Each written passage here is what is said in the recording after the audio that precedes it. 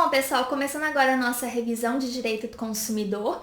Assim como acontece no direito ambiental, aqui no direito do consumidor são cobradas tão somente duas questões. Mas são duas questões que, assim como eu falei lá no direito ambiental, podem fazer a diferença. Bom, gente, eu selecionei aqueles pontos que realmente têm uma maior incidência na prova da ordem, mas eu queria que vocês dessem uma atenção especial a questão da responsabilidade e também da tutela do consumidor em juízo.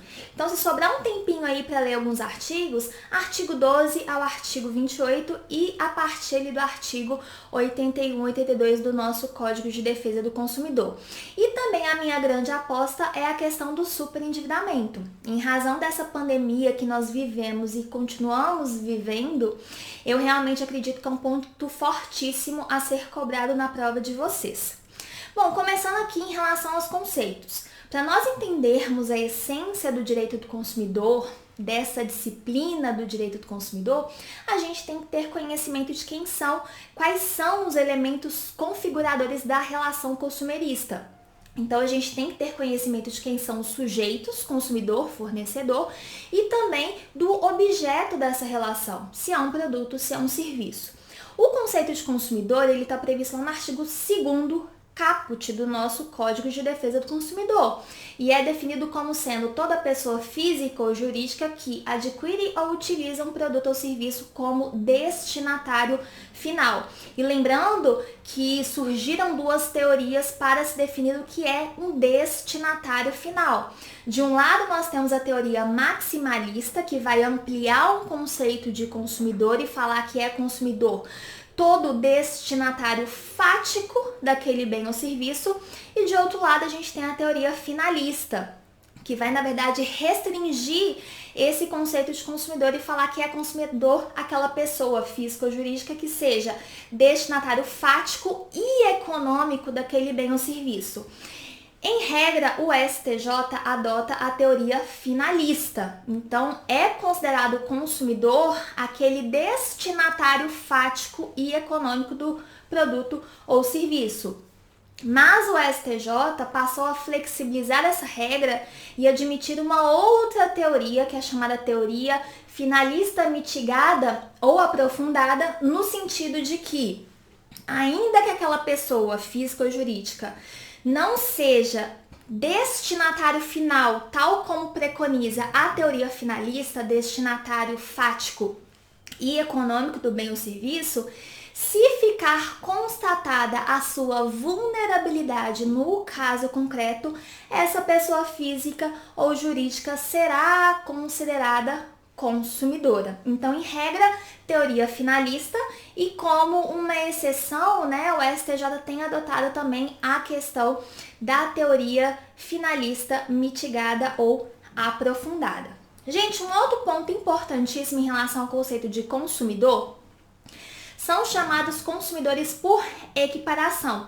E lembrando que no nosso CDC nós temos 3 dispositivos que se referem a esses consumidores por equiparação. O primeiro deles é o que diz respeito ao consumidor como coletividade, que está lá previsto no artigo 2º, parágrafo único. Nós temos também o consumidor por equiparação previsto no artigo 17 do CDC, que são as vítimas de evento. E atenção, porque essa é a espécie de consumidor por equiparação que mais cai na prova da ordem, tá? São aquelas vítimas de evento.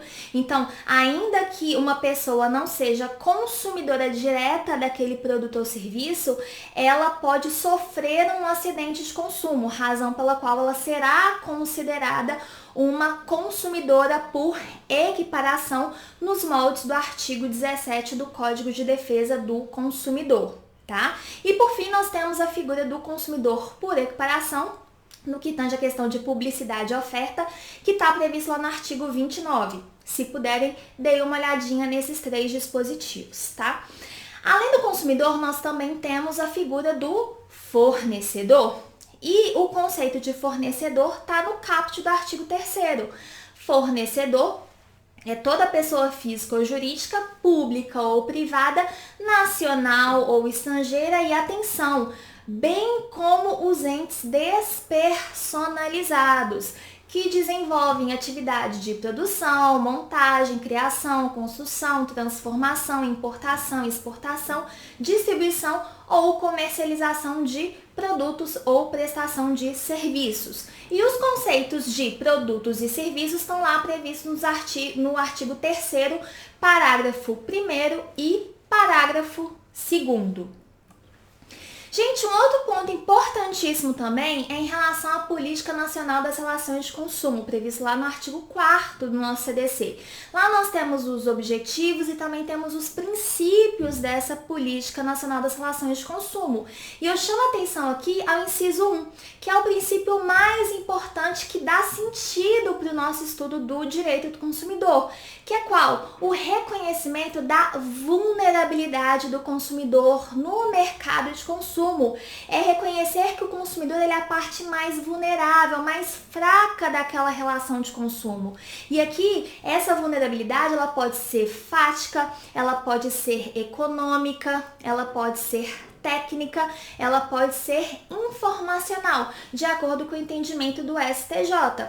E a gente não pode confundir o conceito de vulnerabilidade com o conceito de hipossuficiência, que a gente vai ver como um direito básico do consumidor previsto lá no artigo 6º. No que tange à vulnerabilidade, ela é presumida, que a gente está falando de um aspecto material. No que tange à hipossuficiência, a gente já fala de um aspecto processual, é uma dificuldade de produção de prova no caso concreto e deve ser analisado no caso concreto. A gente vai ver que é a critério do juiz, que ele pode inverter o ônus da prova se constatada a hipossuficiência. Bom, um outro princípio que eu chamo a atenção é esse do inciso 3, que fala da questão da boa-fé, gente, boa-fé objetiva. Então, todos aqueles institutos que nós estudamos lá no direito civil, suprécio, surrexio, venire contra facto próprio, isso tudo a gente também traz para o direito do consumidor para a gente trabalhar aqui no âmbito da relação consumerista, tá? Além disso, gente, chama atenção a questão da racionalização e melhoria dos serviços públicos. Lembrando que alguns serviços públicos, eles são abrangidos sim pelo nosso Código de Defesa do Consumidor. E aqui eu faço remissão ao artigo 22 do CDC, ao artigo 7º da Lei 8987, que é a Lei Geral de Concessões e Permissões, e também a súmula 601 do STJ. E por fim, aqui eu aponto o inciso 10, que fala da prevenção e tratamento do superendividamento, como uma forma de evitar a exclusão social do consumidor. Como nós vamos ver, essa lei aí, 14.181 de 2021, ela trouxe importantes dispositivos para o nosso CDC, apesar de que essa questão do superendividamento já vinha sendo trabalhada pela doutrina e pela jurisprudência, mas é algo novo no nosso Código de Defesa do Consumidor. E aí a gente trabalha tanto a questão da prevenção a esse superendividamento, como também ao tratamento daquela pessoa que já está nessa situação de superendividada, ok?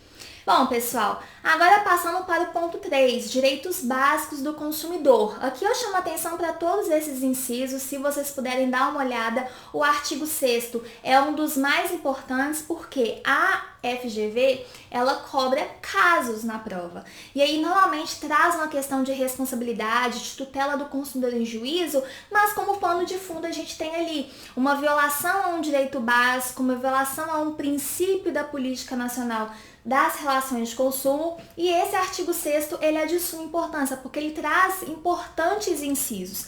Aqui eu chamo a atenção a questão da informação, né? Então, a gente tem como direito básico do consumidor a informação adequada e clara sobre os diferentes produtos e serviços, com a especificação de todas as características, gente. Quantidade, composição, qualidade, preço, tributos que incidem, bem como sobre os riscos que apresentem. E aqui, atenção, porque o parágrafo único desse artigo 6º fala que essa informação, ela deve ser acessível à pessoa com deficiência. Um outro ponto também é essa diferença entre publicidade enganosa e abusiva, que já já nós vamos falar dela.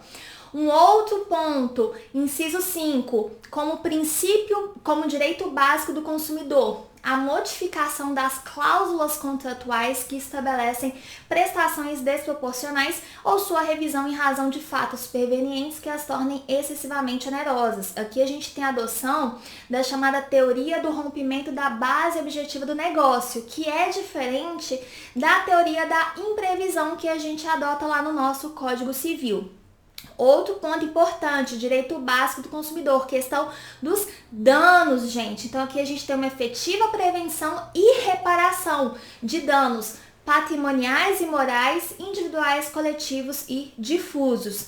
Atenção ao inciso 8, a facilitação da defesa de seus direitos, inclusive com a inversão do ônus da prova. E aqui essa inversão será realizada pelo magistrado a partir da análise do caso concreto. Por isso que a gente fala de uma inversão ope iudicis, ou seja, haverá inversão do ônus da prova a favor do consumidor no processo civil quando, a critério do juiz, do magistrado, for verossímil a alegação ou, gente, não é e, é ou, quando for ele hipossuficiente, segundo as regras ordinárias de experiências. Também adequada e eficaz prestação de serviços públicos em geral. E ali os últimos incisos dizem respeito ao advento dessa lei do superendividamento. E aqui eu chamo a atenção a questão da preservação do mínimo existencial, né? Que é aquele mínimo necessário para que uma pessoa ela viva com dignidade. Aqui a diferença entre publicidade enganosa e abusiva. Enganosa, qualquer modalidade de informação ou comunicação de caráter publicitário, inteira ou parcialmente falsa. A publicidade que, por qualquer outro modo, mesmo por omissão, seja capaz de induzir a erro o consumidor a respeito da natureza, características, qualidade, quantidade, propriedades, origem, preço e quaisquer outros dados sobre produtos e serviços, sendo que, para efeitos do CDC, essa publicidade ela é enganosa por omissão quando ela deixar de informar sobre o dado essencial do produto ou serviço.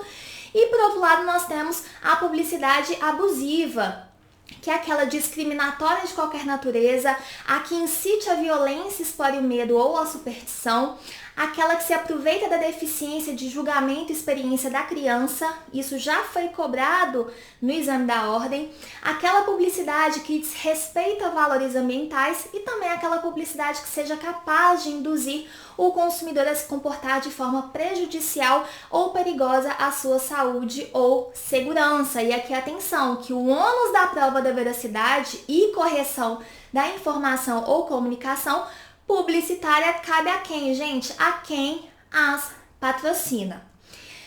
Ponto 4, um dos mais importantes, responsabilidade. Tá? E aqui eu realmente gostaria que vocês fizessem uma leitura ali dos artigos 12 ao 28. O 28 trata da desconsideração da personalidade jurídica, lembrando que aqui a gente adota a teoria menor da desconsideração. Mas aqui, gente, já fazendo um paralelo entre o que seja uma responsabilidade pelo fato e o que seja uma responsabilidade pelo vício. E lembrando que, tendo mais de um autor à ofensa, todos respondem solidariamente pela reparação dos danos previstos nas normas de consumo. Gente, diferenças básicas entre responsabilidade pelo fato e responsabilidade pelo vício, sendo que cada uma delas diz respeito ao vício e o fato de produto ou serviço, tá?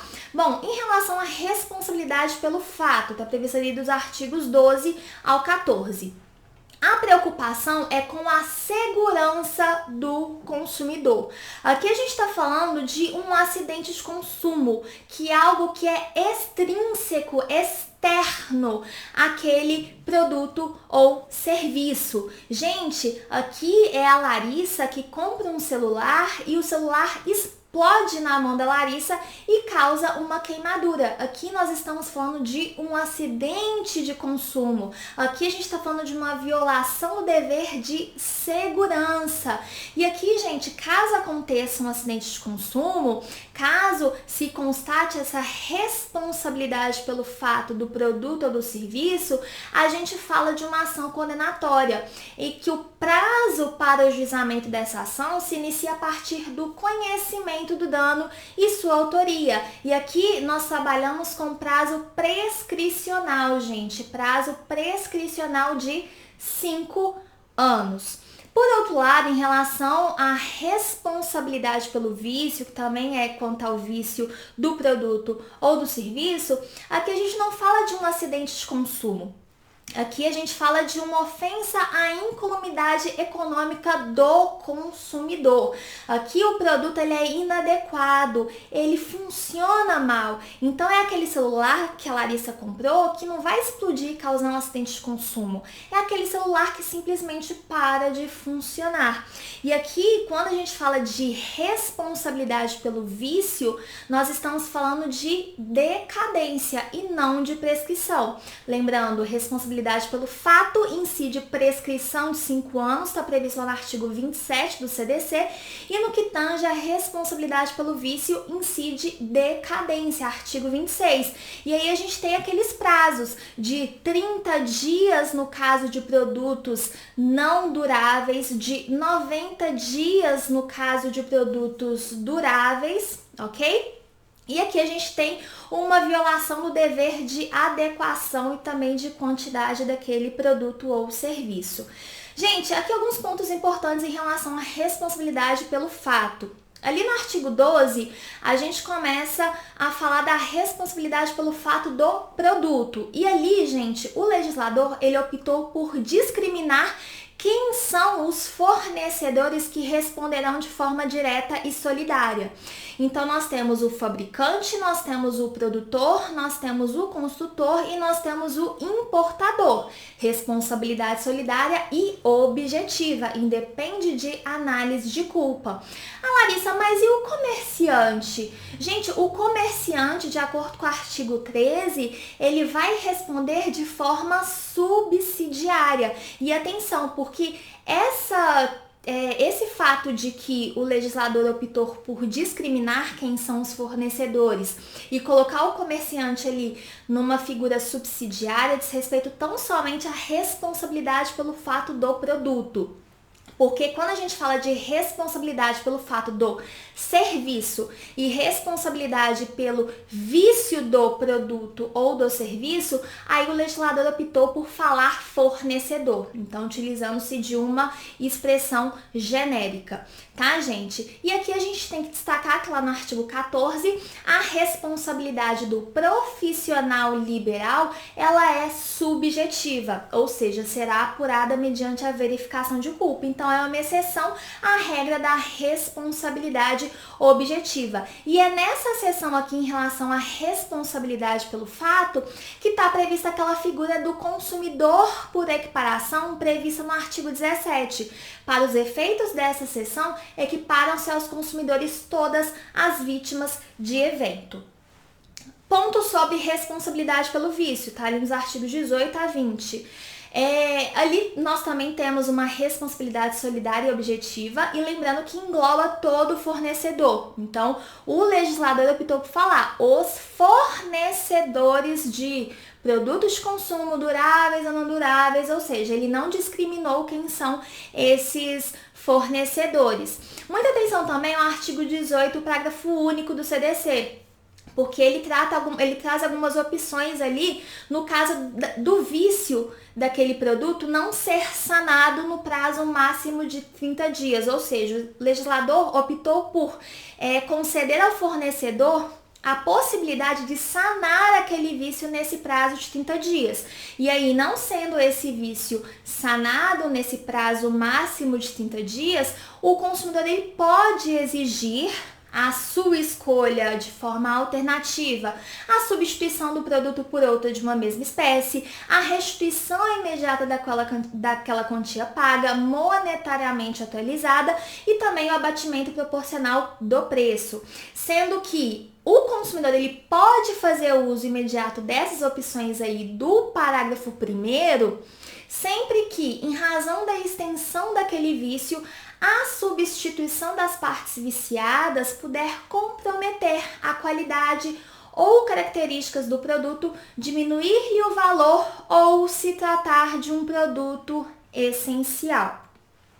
Aqui, atenção ao artigo 23, que fala que a ignorância do fornecedor sobre os vícios de qualidade por inadequação dos produtos e serviços não vai eximir ele da responsabilidade. Então, não adianta o fornecedor falar que ele não sabia da existência desses vícios de qualidade, ok? O artigo 24 traz a previsão da garantia legal. A garantia legal de adequação do produto ou do serviço independe de termo expresso. Por quê? Porque está previsto na lei e é vedada a exoneração contratual do fornecedor. E aqui lembrando que no nosso CDC nós temos tanto a garantia legal como também a garantia contratual. A garantia contratual trata-se de uma mera liberalidade do fornecedor, razão pela qual, se ele conceder ao consumidor essa garantia contratual, ele deve conferir mediante termo escrito, ok? Muita atenção! Garantia legal não precisa de termo expresso, termo escrito, justamente porque está previsto na lei. Agora, a garantia contratual, ela é complementar, ela não vai substituir, tá, gente? Então, no caso da Larissa aqui com o celular, eu tenho aquela garantia legal de 90 dias, mas o fornecedor me concede, sei lá, 1 ano de garantia contratual. Uma não substitui a outra. Uma é complementar a outra, ok? E será conferida mediante termo escrito. Ponto 5, práticas abusivas. Deem uma olhadinha também, gente, é tanto o artigo 39 como também o artigo 51, que traz ali questão de cláusulas abusivas no contrato, que traz um rol meramente exemplificativo, mas que são hipóteses que caem bastante na prova da FGV. Como, por exemplo, o artigo 39 é uma prática abusiva. Condicionar o fornecimento de produto ou de serviço ao fornecimento de outro produto ou serviço, que é a famosa, né, gente, venda casada. Depois dei uma olhadinha nos demais incisos. Bom, questão de proteção contratual, ponto 6, aqui eu chamo a atenção ao artigo 49, que muitos de vocês já ouviram falar dele, que trata do direito de arrependimento. Então, aquela aquisição de produtos ou serviços que ocorram fora do estabelecimento, normalmente por telefone, pela internet, é dado ao consumidor o direito de desistir dessa contratação num prazo de reflexão de 7 dias. O que diz o artigo 49? O consumidor ele pode desistir do contrato no prazo de 7 dias a contar de sua assinatura ou do ato de recebimento do produto ou serviço, sempre que essa contratação de fornecimento de produto ou serviço ocorrer fora do estabelecimento comercial, especialmente por telefone ou a domicílio. Por exemplo, eu, Larissa, que entro na internet e compro um vestido. Chegou o vestido, não gostei? A partir daquele momento, conta-se esse prazo de 7 dias para que eu desista dessa compra. E atenção, se o consumidor exercitar esse direito de arrependimento, os valores eventualmente pagos a qualquer título durante esse prazo de reflexão serão devolvidos de imediato monetariamente atualizados. Gente, atenção, como eu falei para vocês, para o artigo 51, que traz ali um rol de cláusulas abusivas, então elas serão consideradas nulas de pleno direito. Depois vocês deem uma olhadinha nesse rol, é bem importante. Ponto 7, questão do superendividamento. É a minha grande aposta, tá? Em 2021, nós tivemos essa lei 14.181 que trouxe importantes mudanças no nosso CDC. Lembrando que a questão do superendividamento já vinha sendo tratada pela doutrina e pela jurisprudência. Inclusive, era a doutrina e a jurisprudência que fazia essa diferenciação entre o superendividamento ativo e o superendividamento passivo. No caso do superendividamento ativo consciente, é aquele consumidor que vai se endividar de forma voluntária, mas que age de má fé, sabendo que ele não terá condições de arcar com aquelas dívidas. Então, aqui é o consumidor que age de má fé. Esse consumidor que se encontra nessa definição, né, de superendividamento ativo consciente, ele não estará abarcado pelas normas, pelas regras e princípios referentes ao superendividamento. Agora, no que diz respeito a esse superendividamento ativo inconsciente, que é aquele consumidor que se endivida por impulso, né, ele acaba se descontrolando nos seus gastos, mas que não age de má fé, né, não age com a intenção de fraudar credores, e também no caso do superendividamento passivo, que é aquele consumidor que se endivida por fatores alheios à sua vontade, por acidentes na vida, como por exemplo, uma pandemia, um divórcio, um desemprego, essas duas figuras, superendividamento ativo inconsciente e superendividamento passivo, elas estarão abarcadas pelas regras atinentes ao superendividamento. Lembrando que o superendividamento ele é definido pelo próprio CDC como sendo a impossibilidade manifesta de consumidor, pessoa natural, pessoa física, tá pessoal? Não é pessoa jurídica, pessoa natural, desde que constatada a sua boa-fé de pagar a totalidade de suas dívidas de consumo exigíveis e vincendas sem comprometer o seu mínimo existencial.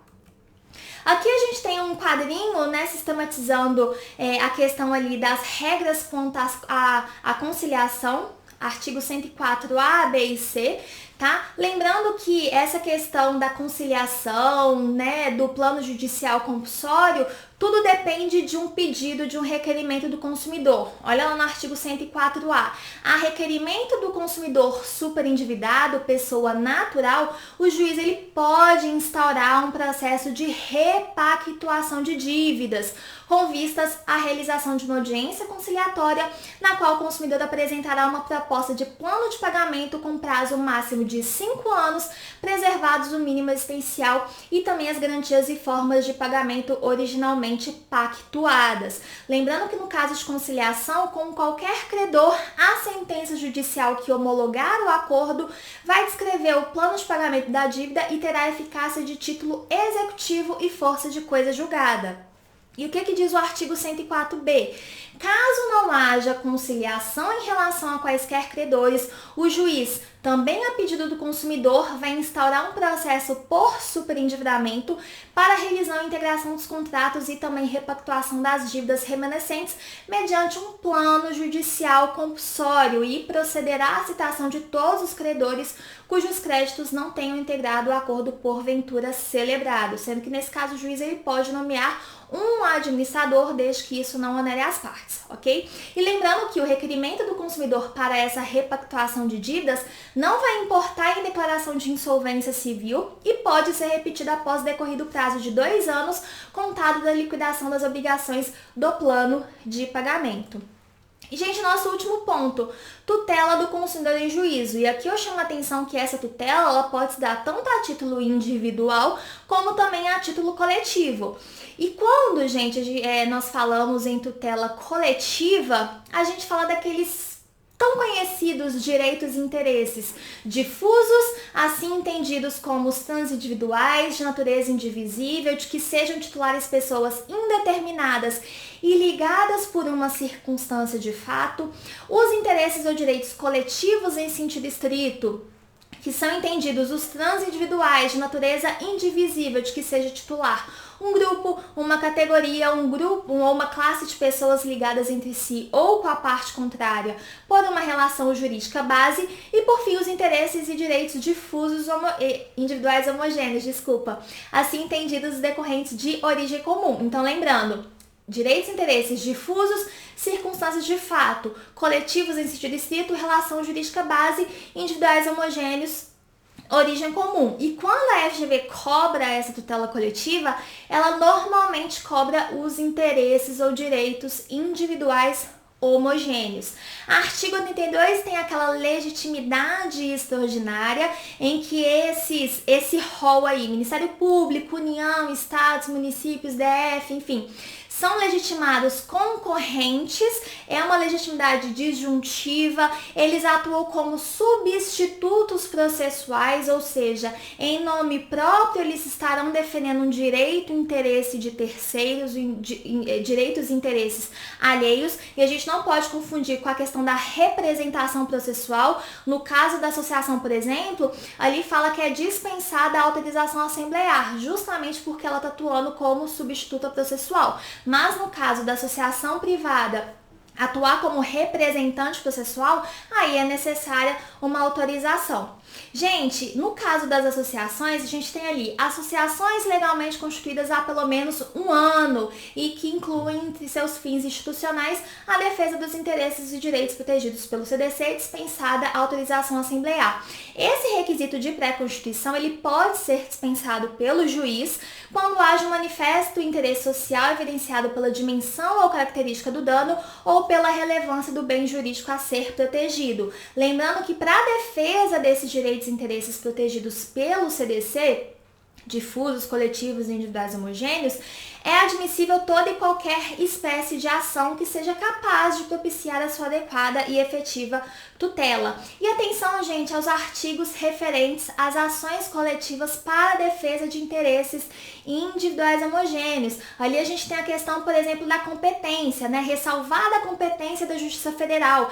É competente para a causa a Justiça Local, no foro do lugar onde ocorreu ou deva ocorrer o dano, quando de âmbito local, ou no foro da capital do estado ou do DF para os danos de âmbito regional ou nacional, aplicando-se as regras do Código de Processo Civil aos casos de competência concorrente. Outro ponto importante, a execução ela pode se dar tanto a título individual pelas vítimas ou seus sucessores, como também pelos legitimados coletivos do artigo 82. Outro ponto importante é a atuação do Ministério Público. Se o Ministério Público não ajuiza a ação, nesse caso ele deve atuar como fiscal da ordem jurídica. E lembrando que no caso de defesa de interesses individuais homogêneos, no caso de procedência do pedido, a condenação ela é genérica, fixando a responsabilidade do réu pelos danos causados. E aí, como eu falei para vocês, a liquidação e execução de sentença poderão ser promovidas pela vítima e seus sucessores, assim como pelos legitimados de que trata o artigo 82. Aqui um outro ponto importante também é a questão da reparação fluida. Decorrido o prazo de um ano, sem a habilitação de interessados em número compatível com a gravidade daquele dano, poderão aqueles legitimados coletivos lá do artigo 82 promover a liquidação e a execução da indenização devida. E aí, nesse caso, o produto dessa indenização não será direcionada aos particulares, ali às vítimas, sucessores. Nesse caso aqui da reparação fluida, esse produto será destinado ao fundo que foi criado pela Lei de Ação Civil Pública, está previsto lá no artigo 13 da Lei 7347 de 85. E por fim, esse quadrinho que trata da questão da coisa julgada, tá? As hipóteses estão previstas lá no artigo 103. Então, ó, fará coisa julgada erga omnes no caso, né, de direitos e interesses difusos, exceto se o pedido for julgado improcedente por insuficiência de provas, hipótese em que qualquer legitimado pode intentar uma outra ação com o idêntico fundamento, desde que se valendo de uma nova prova. E essa questão da diferença entre uma ação que julgou procedente ou improcedente pedido com análise ou não de provas também vale para os direitos e interesses coletivos, tá? Depois dê uma olhadinha no artigo 103, porque ele também é bastante cobrado na prova da FGV. Em relação ali aos direitos e interesses individuais homogêneos, faz coisa julgada erga omnes apenas no caso de procedência do pedido para beneficiar todas as vítimas e os seus sucessores.